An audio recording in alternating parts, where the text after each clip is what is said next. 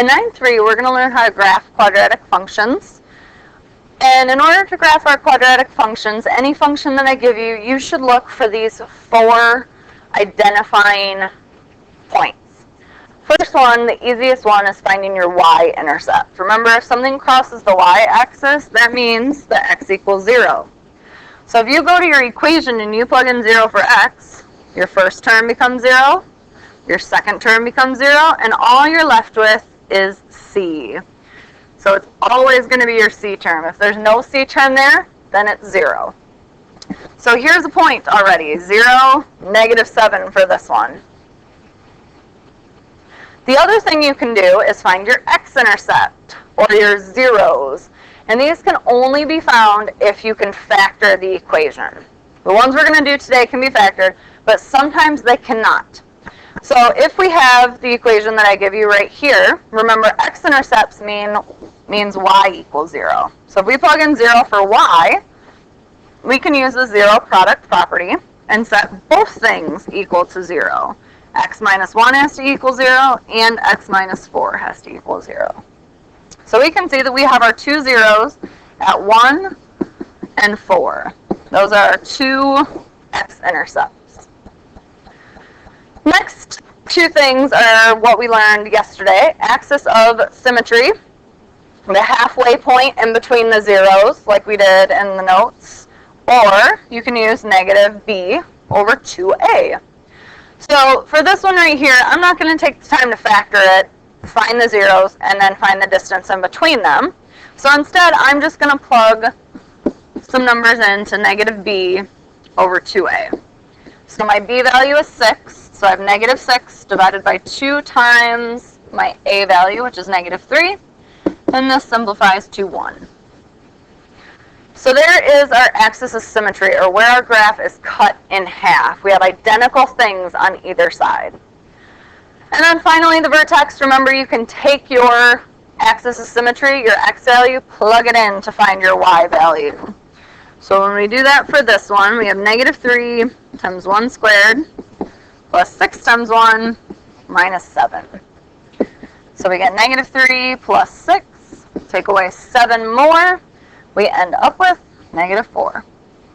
So remember, your vertex is a point. It's not just -4. It's when x equals 1, y equals -4.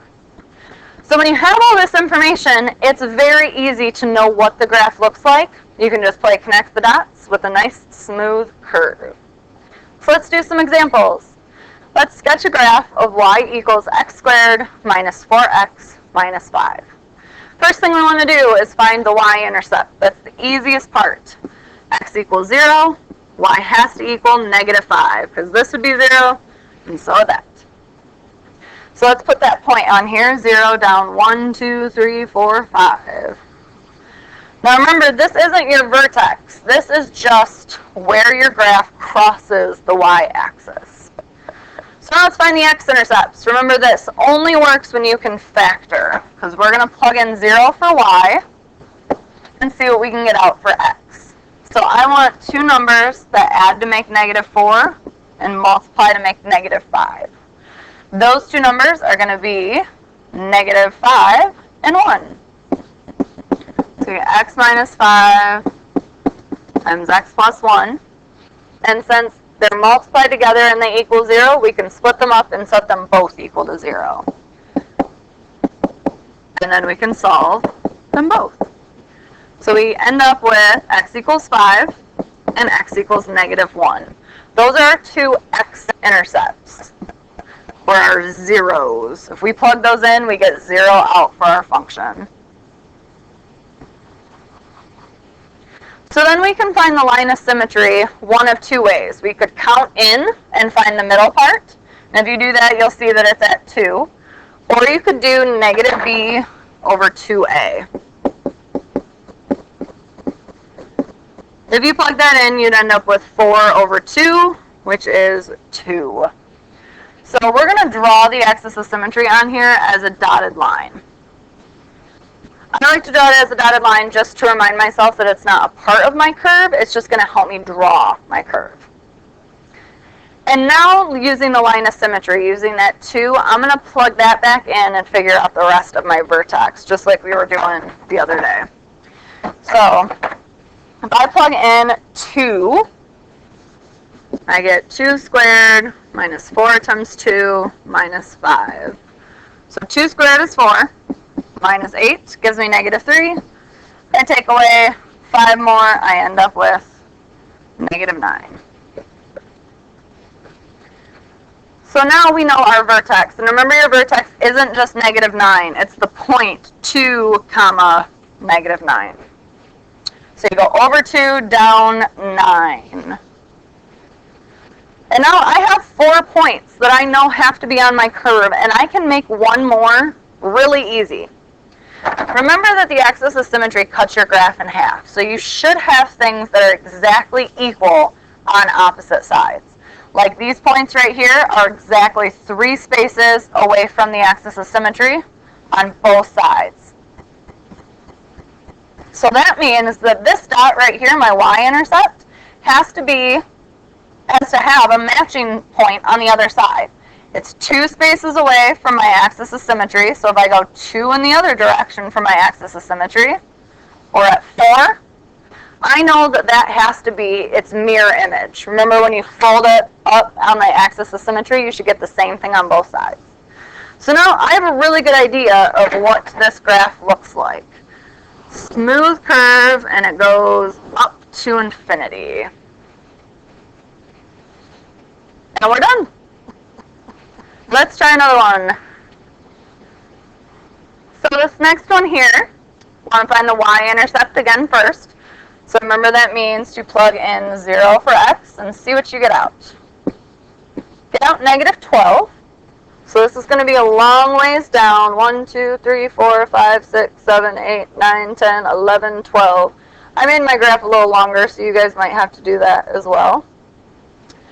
And then you want to plug in 0 for y and see what you get out for your x's. And remember, this only works if it can be factored. So plug in 0, and then we have to do the whole diamond thing. I want 2 numbers. They have to add to make negative 5 and multiply to make negative 24. So there's 2 numbers that do this. I want a negative 8 and a positive 3. Factor it however you want from here. I'm going to skip ahead.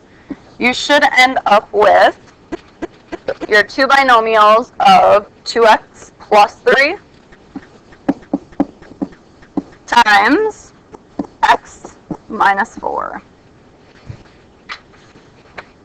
So again, we're going to use the 0 product property, set them both equal to 0, and solve. The one on the right is a little easier to solve. We get x equals 4. This one's kind of messy. If we subtract 3 from both sides, we end up with 2x equals negative 3. And then divide both sides by 2, we get a decimal. Negative 3 halves is the same thing as negative 1.5. And since we're graphing it, the decimals make a little more sense. So now we can put both of these points on our graph. X equals 4, 1, 2, 3, 4, and then negative 1.5. Now because these are one's a decimal, I would suggest finding the line of symmetry using negative b over 2a and not counting, just to make sure that you have it correct. So remember, our line of symmetry is when x equals negative b over 2a. So my b value is 5, so I want the opposite of negative 5, divided by 2 times 2. So we get positive 5 over 4, which is the same thing as 1.25. And then let's put it on the graph. Make sure that it's right in between 1.25 right here. And then I'm going to draw my dotted line again. Now we got one more point that we can find. So the vertex has 1.25 in it. And plug that back into your y. Or defined y, sorry. So we have 2 times 1.25 all squared minus 5 times 1.25, minus 12. Now this gets pretty messy here, and we're going to have to graph a really small decimal, but that's okay.